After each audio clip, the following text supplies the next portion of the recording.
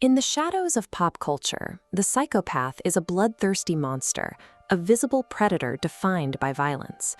In a professional office, they are often the most charismatic person in the room, hiding behind a perfectly tailored suit and an effortless smile. This data highlights the divide between these two worlds. While roughly 1 in 5 prison inmates qualifies for the diagnosis, the trait is also concentrated at the top of the economic ladder. Roughly 4% of senior business leaders meet the clinical criteria, 4 times the rate of the general population. These individuals navigate society using what psychiatrist Hervey Cleckley called the mask of sanity. It is a personality construct that projects an outward appearance of absolute normality, allowing the individual to mimic human emotion without actually experiencing it. Behind the mask is a mind governed by deceit and a total absence of conscience. They use superficial charm and pathological lying to gain trust, precisely manipulating those around them to achieve a specific goal. This is not a form of psychosis or a break from reality. It is an invisible architecture of apathy, integrated into the fabric of everyday social life. Clinical researchers identify these individuals through the triarchic model. This framework deconstructs the psychopathic personality into 3 observable pillars: boldness, disinhibition, and meanness. Boldness is defined by extreme fearlessness and social assertiveness. It provides an unusual immunity to stress and a high tolerance for danger that most people find overwhelming. Disinhibition reflects a failure of impulse control.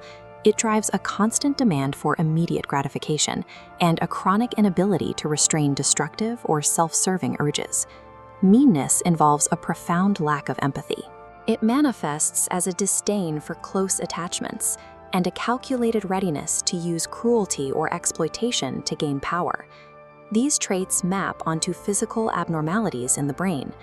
Neuroimaging shows structural deficits in the white matter, the connective tissue that allows different regions to communicate and regulate behavior.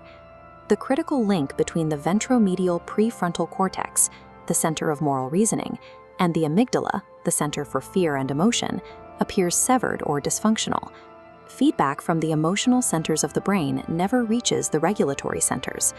Psychopathy is a physical deficit in the brain's emotional hardware. It is a biological inability to process the feelings that typically govern human social behavior. This hardware failure results in an empathy blind spot. A psychopathic individual cannot process human distress cues. The sound of a fearful voice or the sight of a sad face triggers almost no autonomic response in their nervous system. Consider a high-stakes moral dilemma, like deciding whether to shoot down a hijacked passenger plane to save a city. A typical brain agonizes over the emotional weight of that choice, feeling the internal friction of the lives being lost. The psychopathic brain calculates the outcome with cold, utilitarian logic. They reach the end justifies the means conclusion without experiencing the anguish or regret that afflicts a healthy brain. This creates a paradox for the legal and medical systems. Because these individuals lack fear or a normal sensitivity to punishment, traditional therapy and prison sentences fail to modify their behavior. Standard clinical intervention often makes the problem worse. By participating in therapy, a psychopath learns to better mimic human emotion, gaining the skills to become an even more convincing manipulator. When this specific brain chemistry is paired with high intelligence and a stable upbringing, the result is rarely a violent criminal. These individuals often become successful psychopaths. They bypass the prison system to achieve high social status, using their neurobiological traits to climb the hierarchies of business and politics.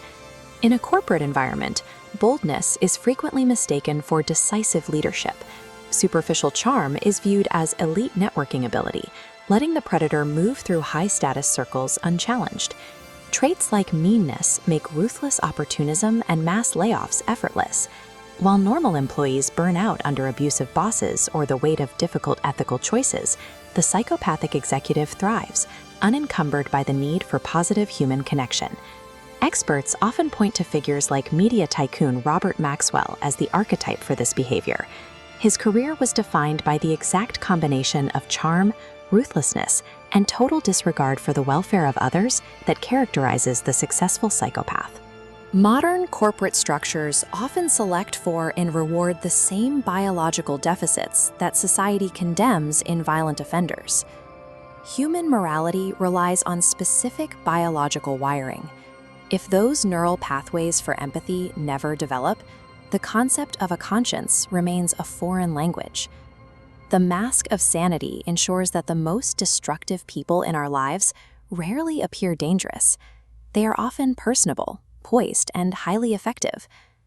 The systemic damage caused by a high-level corporate psychopath, toxic corporate cultures, widespread financial ruin, and extreme psychological stress for thousands of employees far outweighs the impact of most individual crimes.